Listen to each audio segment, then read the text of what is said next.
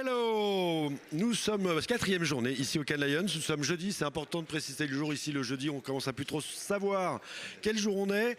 Nous sommes toujours en direct du Palais au hall de Act Responsible des Cannes Lions. Jusque-là, tout va bien, ça se passe bien. On a un peu de vent, il fait beau. Là, je fais toujours un point météo quand je commence, c'est faut le savoir. Et j'ai le plaisir d'accueillir aujourd'hui, mais comme chaque jour, de très belles personnalités de notre métier. Ladies First. Cathy Ibal de CNN International, senior vice-présidente at Sales. Good morning, Cathy. Hello, good morning. On l'a fait en français là. Ah oui, on l'a fait en français, je te confirme. J'ai l'habitude d'en entendre en français, mais je suis tellement contente de le faire en français aujourd'hui. Non, je te dirai. Ok, je ne vais pas. Attends. Et Thomas Jamet, CEO d'IPG Media Brands. Alors attends, je continue parce que c'est pas fini. Président de l'UDECAM. Et cette année, membre du jury des Media Lions et des Young Lions. C'est ça. Salut voilà. Pascal. Tu vas bien? Très bien, toi. Voilà. Et l'incontournable Olivier Altman. Bah oui, quand on est au Lions, il y a forcément Olivier. Président de l'agence Altman Pacro. Oui, j'ai envie de dire une des stars internationales quand même de notre métier, française. Et puis multiprimé au Cannes Lions, pas que là, mais pour le coup, Lions en a ramassé pas mal quand même. Et qui a été plusieurs fois et président de jury et membre du jury, ça je compte plus. Merci Olivier d'être là aussi. Merci beaucoup. Voilà, alors avant de commencer, on fera notre talk tous les quatre. Je suis allé à la rencontre d'une des personnalités, un des grands boss français de notre industrie qui a accepté, comme chaque année, depuis 10 ans, une interview. Alors je veux parler de Yannick Bolloré, président d'Havas Group et président du conseil de surveillance de Vivendi. Jay Magnéto, tu peux envoyer. Alors merci Yannick de nous accueillir ici au Havas Café. C'est toujours un plaisir. Chaque année, on se retrouve ici et cette interview que tu nous accordes est toujours pour vous. C'est vraiment, voilà, maintenant, chaque année, c'est systématique. Et en fait, je me faisais la réflexion, ça fait 10 ans. Ouais. 10 ans qu'on a ce rendez-vous et 10 ans que tu as pris la présidence d'Havas. Ouais, exactement. Ouais. Là, cet été, là, dans un mois maintenant, ça fera mon 10e anniversaire à la tête de ce merveilleux groupe. Et je tiens à dire à tes téléspectateurs, je ne sais pas si on dit encore téléspectateurs. Quoi, mais web de spectateurs. Voilà. Cette interview est mon highlight de ma semaine cannoise chaque année. C'est gentil. Merci à toi. Alors, 10 ans d'une évolution du marché complètement dingue. Ouais, 10 ans à la fois un marché qui a énormément changé, un monde qui a changé et où Havas lui-même a beaucoup changé. Il y a 10 ans, la croisette était très différente, clairement. Voilà, moins buzzy, avec moins de stands. On voit que ça s'est quand même beaucoup développé. C'est une industrie qui est extrêmement attractive et en croissance. Et en même temps, 10 ans de révolution technologique. Là, la dernière, c'est évidemment la révolution intelligence artificielle. Voilà, donc j'imagine que tu vas parler beaucoup. J'ai des journalistes pour ça. Voilà, donc en tout cas, on parle beaucoup. Et 10 ans où Havas a beaucoup changé. Puisqu'il y a 10 ans, c'était la première fois qu'on créait ce Havas Café tous ensemble. Qui était un peu une sorte d'expression de notre stratégie qu'on a appelée Together.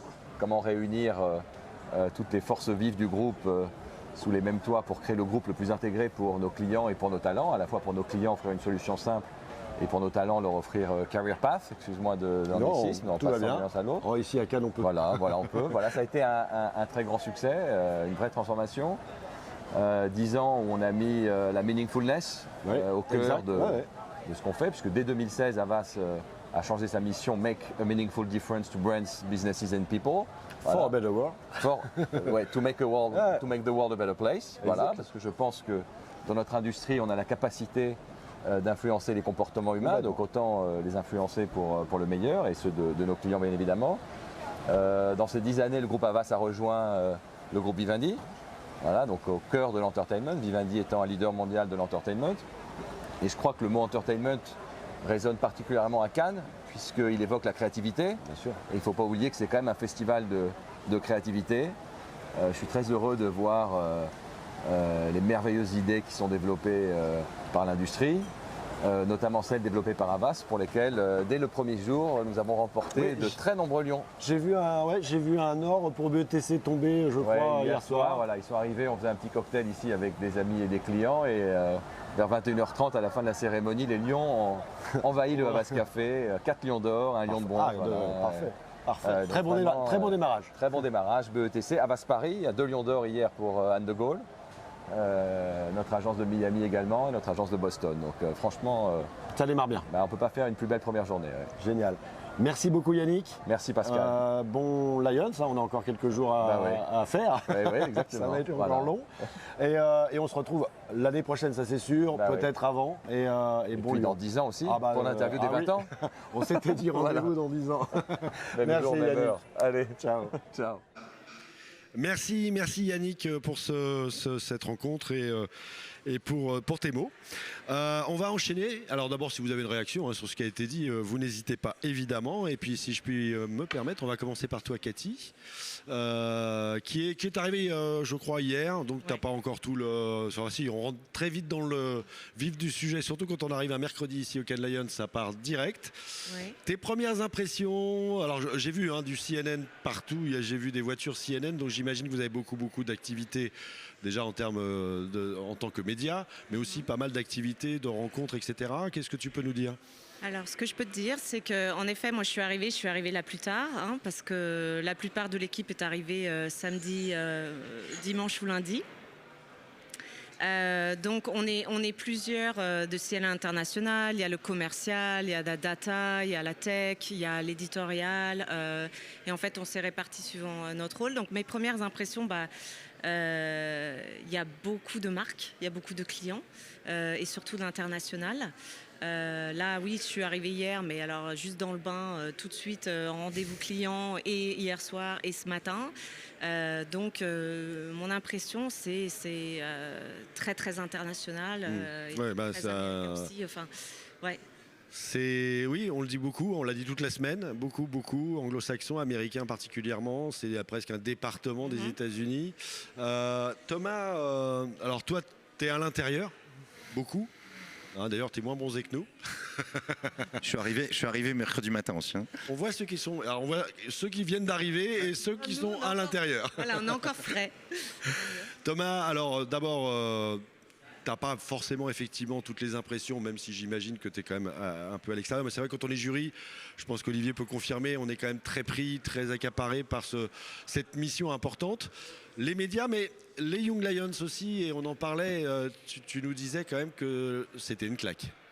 Ouais, alors les Young Lions, c'était la première fois que je le faisais. J'ai eu la chance, comme Olivier, de faire partie de jury par le passé. Et là, cette année, j'étais aussi dans le jury média, mais shortlist. Donc pas la vraie expérience, mais là, la full expérience que j'ai vécue pour la première fois.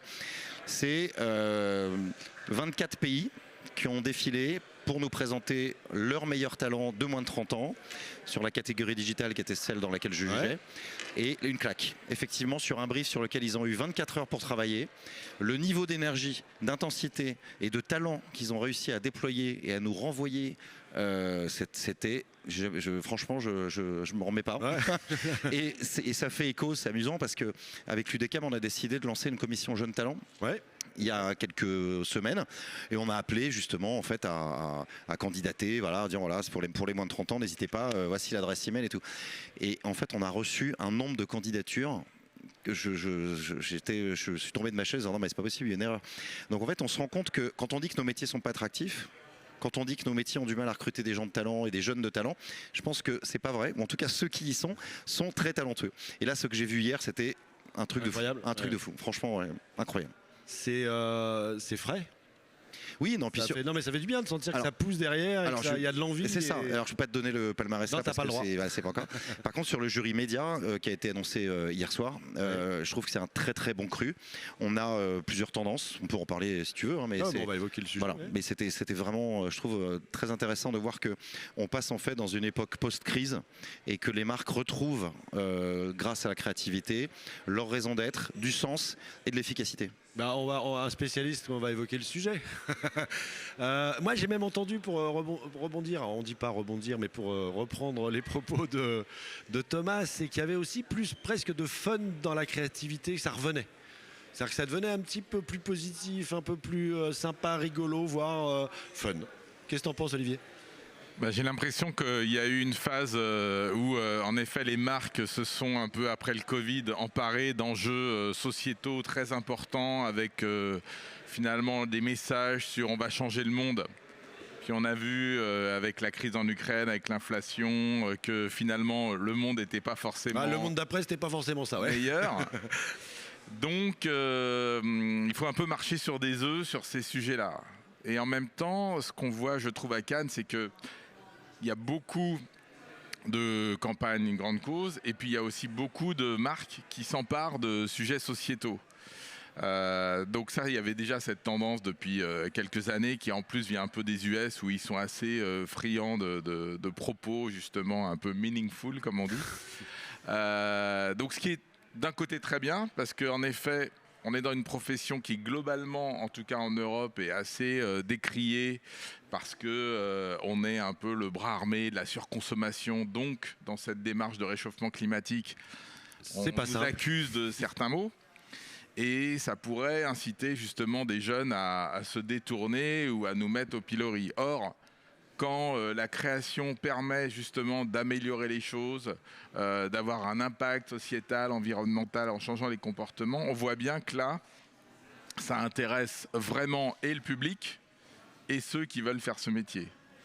Par contre, je dirais que le revers de la médaille, c'est qu'il faut qu'on fasse attention à ne pas non plus demander à toutes les marques de changer le monde, etc. Parce que on a aussi des enjeux économiques, de créer de l'emploi, de faire du business. Et je lisais hier justement que Mark Pritchard, qui est le CMO monde de P&G, avait le sentiment qu'il fallait revenir à quelque chose d'un peu plus essentiel, d'un peu plus humble.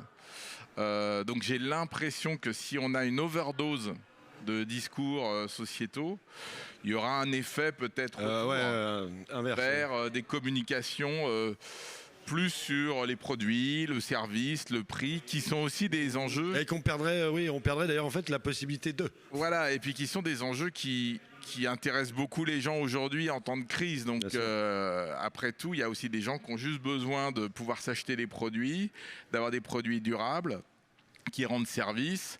Et des fois, on a envie de prendre son téléphone, d'appeler un centre d'appel et d'avoir quelqu'un qui vous répond et qui vous aide à réparer votre box avant de se dire, voilà, j'ai changé le monde. Cathy, une réaction là-dessus ? Oui, moi je pense aussi qu'il y a un problème de crédibilité parce qu'en effet, si toutes les marques se mettent là-dedans, dans ce mouvement-là, et je pense que c'est un mouvement très important, mais il y a aussi un problème de crédibilité. On le fait pas sans raison ou avec des faits qui sont certains. Voilà. Je t'avais dit que je te le dirais, le micro. C'est le rouge, ça m'a... J'ai changé. On va plus se retrouver là. Aussi, j'avais l'habitude du rouge avec CNN. Mais... Et ouais, donc un mouvement de marque. Alors justement, toi qui es IPG, c'est les marques du côté média, c'est quand même quelque chose. Vous évoquez le sujet souvent. Réaction sur ces sujets-là ? Alors, je suis complètement d'accord avec ce que vient de dire Olivier. Et dans le palmarès qui a été révélé hier, donc il y avait médias, direct, PR, creative, data et B2B. C'était exactement ça. C'est-à-dire qu'en fait, tu vois que toutes les marques ne sont pas éligibles à ces grands discours-là, et que celles qui le font et que celles qui sont récompensées, c'est celles qui ne font pas du manifesto. Mais pas que du manifesto, mais au contraire, quelque chose d'extrêmement concret, serviciel, mais avec une dynamique de transformative. Deux exemples. Alors évidemment, on connaît tous Dove pour son engagement, voilà, mais je trouve que la campagne Turn Your Back, qui a été récompensée hier et avant, elle induit en fait un changement sociétal et un geste et un mouvement qui est créé par une marque qui est légitime pour ça. C'est pas n'importe quelle marque qui s'invente pour faire ça du jour au lendemain. Ouais, bien sûr. Et donc c'est des années de travail. Et tout d'un coup en fait en rentrant dans la conversation et en rentrant sur TikTok, en rentrant sur les réseaux sociaux et en touchant ces jeunes générations par ce mouvement-là pour montrer justement toute l'importance de ce combat et de montrer d'autres types de beauté, etc. Et bien en fait, quelque part, la marque s'empare d'un combat et fait le changement et opère le changement sociétal et fait passer le message beaucoup plus vite que l'industrie du cinéma, de la musique. Ah bah clairement. Donc en fait c'est ça la rapidité d'exécution que la publicité peut avoir, c'est cette capacité tout d'un coup en fait à rentrer dans le sujet extrêmement rapidement et à faire passer le message de façon très concrète. Un autre exemple aussi, j'ai été marqué aussi là dans la partie média sur l'utilisation du média de façon servicielle et ça rappelle en fait les grandes campagnes qu'IBM avait fait je crois juste après la crise financière de 2008 où en fait c'était Smarter Cities et c'était en fait de l'affichage utilisé pour créer un banc là où il n'y en avait pas, créer une rampe pour personnes handicapées quand il n'y avait pas de personnes. Et là, en fait, il y a eu quasiment le même cas hier, avec un cas au Brésil pour contre le harcèlement de rue, avec la possibilité, en fait, dans l'abribus où les femmes attendent toutes seules le soir dans le Nord, etc., d'appuyer sur l'abribus et transformer l'abribus en une caméra géante avec quelqu'un de la sécurité qui va vous parler, qui va dire ça va, vous allez bien, on peut se tenir compagnie. Que ça. En fait, le côté serviciel, surtout de l'outdoor, d'ailleurs, super intéressant et m'a marqué. Et en fait, je pense que c'est une des clés de l'avenir, c'est qu'effectivement, faut être éligible, c'est-à-dire qu'il ne faut pas non plus sortir de son chapeau du jour au lendemain, faut plus être dans le manifesto post-Covid, ça c'est terminé. Il faut surtout utiliser le média, ça c'est notre métier, de façon très concrète pour être justement vraiment utile. Alors là, il y a une démarche un petit peu, je dirais, de grande cause entre guillemets, mais ça va plus loin que ça. Et d'ailleurs, les marques pourraient tout à fait s'emparer d'ailleurs aussi de cette technologie-là pour vendre des produits en même temps. Oui, carrément. Mais d'où l'importance effectivement de la création. Donc des agences, du lien qu'il y a effectivement avec les médias et donc les marques. On a souvent entendu ici, et hier, je recevais Agathe Bousquet et Bertil Toledano suite à un talk qu'elles ont eu qui s'appelait d'ailleurs French Rebellion, parce que c'est quand même une émission française, il faut savoir, hein, et on met en avant les Français particulièrement, même si CNN n'est pas forcément IPG français, mais peu importe. C'est important de parler de ça. C'est au-delà de la France, c'est que j'ai entendu le mot très souvent ensemble. C'est très très nouveau ici, hein, parce que tout le monde joue un peu dans son coin quand même. Hein. Et là, pour la première fois, cette année, régulièrement, j'entends ce mot revenir. Il faut qu'on fasse ensemble. Vous avez entendu parler du pledge, hein, bien sûr, Working with Cancer d'Arthur, qui ont lancé un appel là, je crois que ce matin, hein, pour un brief en invitant tout le monde à le faire. Voilà, et on sent une sorte de mouvement. Alors là, c'est les agences avec les agences, mais une sorte d'ouverture. Et là, toi, Cathy, sur le côté CNN et donc médias, est-ce que vous aussi, de ce côté-là, vous sentez que ça bouge un peu? Parce que moi, je vous vois parler les uns avec les autres. Tout le monde était là aussi, hein, pas que les Américains. Il y a Euronews qui est là, notre partenaire et soutien. Ouais. mais on sent qu'il y a ce mouvement-là chez les agences en particulier, mais pas que.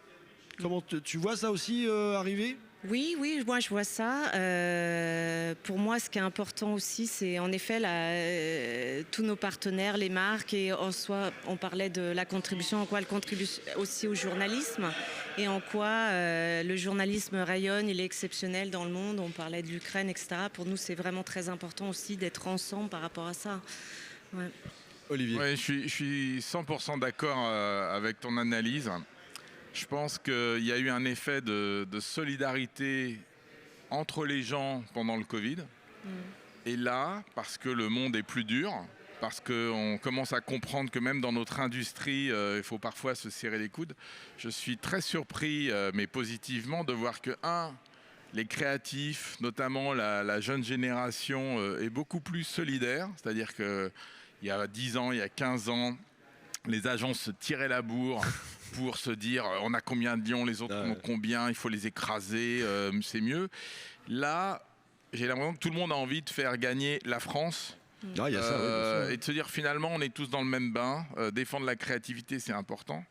Et puis l'initiative en effet de Publicis avec Working with Cancer qui invite tous les réseaux mondiaux à participer pour lutter contre ce fléau avec un brief ouvert à tout le monde, et de voir que Omnicom, IPG, Edelman, tout ça répond, c'est hyper nouveau. Mais c'est aussi le fait que cette génération de managers qui est dans cette même démarche a besoin de faire évoluer notre métier ensemble. Donc je pense qu'il se passe quelque chose de très intéressant, sous-jacent et qui va monter. C'est que d'un côté, il y a une énorme compétition parce que c'est un business hyper compétitif. Et ça, on va garder ça quand même. Voilà, donc je pense que c'est pas drôle. Défendre les parts de marché, devenir le leader mondial, ça va être un enjeu énorme. Mais on peut mettre sa casquette de côté à un moment de. Et puis Cannes, pour le coup, Cannes c'est le bon moment. Exactement. Et donc, je suis, hyper touché positivement de voir qu'on est en train de passer dans un monde où on se dit, finalement, c'est ensemble qu'on va s'en sortir. Et il faut espérer qu'au niveau politique, il va se passer également les mêmes choses pour des enjeux bien plus importants. Bah, j'imagine, oui, là, je te prends ta casquette UDECAM aussi, hein, que ça bouge aussi de ce côté-là chez vous. Oui, le collectif a jamais été aussi fort. C'est vrai que ce qui est intéressant, c'est de voir que pendant le Covid, on s'est tous parlé, on avait tous les mêmes problèmes, on avait tous les mêmes challenges. Je vous ai tous vu en live. On les a réglés ensemble. Et c'est assez intéressant de voir qu'effectivement, il y a une dynamique collective qui s'est enclenchée, très certainement, comme tu dis Olivier, une génération de managers, ou en tout cas une prise de conscience collective, et que plus rien peut fonctionner sans collectif. J'ai l'impression que c'est ça la nouvelle règle. Et pour le coup, à l'UDECAM, c'est vraiment ce que j'ai essayé de mettre en place, avec beaucoup plus d'horizontalité, de toutes les prises de décision, des réflexions communes, aussi, de faire plus de rencontres de l'UDECAM, plus d'événements plutôt qu'un seul. Voilà. Et effectivement, avec l'aide de Gauthier Piquet, notre ancien président, même de Raphaël Dandréis, etc., on s'est tous parlé aussi pour voir comment faire évoluer l'UDECAM. Ça va, ça, je précise. Absolument. Et là, avec le nouveau conseil d'administration, effectivement, il y a cette discussion constante et il y a plus de facilité, je trouve, à s'accorder. Parce qu'il y a en fait plus de grands sujets qui nous rassemblent que d'autres qui nous divisent. Et notamment sur le climat, avec l'initiative qu'on a prise avec l'Impact, la commission Jeunes Talents qu'on a créée, énormément de choses qu'on va annoncer prochainement dans les semaines qui viennent. On se rend compte qu'on a besoin aussi, que l'industrie a besoin de collectifs organisés, comme toutes les associations interprofessionnelles dont l'UDECAM fait partie, pour faire avancer le débat et pour faire en sorte que notre métier soit effectivement un great place to work, comme on dit. Quoi. Puis surtout, moi, c'est ce que je dis souvent, c'est que vous avez un pouvoir colossal. J'ai fait d'autres métiers dans ma vie. Le pouvoir que vous avez est complètement dingue. C'est-à-dire que si vraiment, tu faisais l'allusion tout à l'heure à la capacité de changer vite, c'est toi, Cathy, je crois qu'il le disait, il n'y a pas d'autre industrie capable de le faire. Sauf que séparément, c'est plus compliqué. C'est-à-dire que quand vous êtes ensemble et que vous partez, exemple effectivement du pledge, là c'est parti, mais ça fait le tour du monde. Alors j'ai trouvé aussi intéressant, c'est que c'est une personne qui prend, par lead pour le coup, qui juste fait une déclaration en disant j'y vais. Et vous connaissez bien Arthur, c'est pas trop le genre à la base à se positionner, en tout cas de se mettre en avant personnellement. Et là d'un seul coup ça part et tout le monde suit et ça va très vite. Je veux dire, ça fait le tour du monde. Hein. Oui, et puis là le brief, d'une part il s'adresse à tous les créatifs, qu'ils soient en agence, pas en agence, en réseau. Et il a un impact sur, je crois, 4 milliards de personnes. Ouais. Donc, c'est quand même formidable de voir que notre industrie, au niveau mondial, est très solidaire également sur ces sujets-là. J'ai envie de finir sur ces mots-là. C'est beau. C'est beau. Non, mais c'est très positif. D'abord, je crois qu'on a tous besoin de ça, de choses très positives. Et c'est ce qu'on ressent aussi, d'ailleurs. On a plus envie de parler de choses positives. Oui, on sait, de toute façon depuis le temps qu'on en parle, on sait que c'est un peu l'environnement, c'est une cata, on sait que socialement il y a plein de choses à faire, mais en même temps on sait qu'il y a peut-être des solutions. En tous les cas, on évoque plus les solutions. On a envie d'être plus positif et surtout on a envie de le faire ensemble. Mais j'ai l'impression que c'est un peu ce Cannes 2023. Il y aura peut-être un avant et un après. Ouais, bah écoute. Voyons, on se retrouve l'année prochaine. Yes. Merci beaucoup. Merci à vous trois. Merci à tous de nous avoir suivis. On se retrouve demain pour une spéciale 70 ans Cannes Lions ici, puisque ça va se passer ici et on sera en direct. À demain. Ciao.